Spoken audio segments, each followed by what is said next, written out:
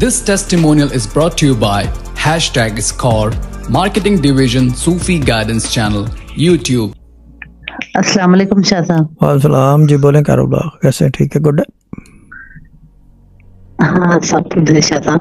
ये बोलना था कि टेस्टिमनी आपने आटा भिजवाया था, आटा खत्म भी नहीं हुआ, उसके बीच 20 किलो आटा आया। फिर आज मेरा लास्ट आटा था, कल मतलब खत्म हो गया था, आप जो भिजाए थे पैकेट, तो अभी 10 किलो आटा आ गया है घर। ठीक है, इंशाल्लाह आटा खत्म नहीं होगा, आता रहेगा, ये लगा रहेगा, टुकुर टुकुर टुकुर टुकुर ऐसे करके यही चलता रहे, ये भी काफी है अगर देखा जाए। हाँ शाह साहब, और एक टेस्टिमनी है शाह साहब। मेरे बच्चों को ब्लैंकेट नहीं थी, सर्दी बहुत है, तो मैंने सोचा कि हाँ अब की बार तो ब्लैंकेट्स ले लूंगी कैसा भी करके, पैसे जमा करके। तो दूसरे दिन मेरे फ्रेंड ने 4 ब्लैंकेट्स लाके मुझे गिफ्ट दिया है। फिर अंडे की ट्रे भी आई है साथ ही साथ, और उन्होंने मिठाई, आधा किलो मिठाई भी भेजा है।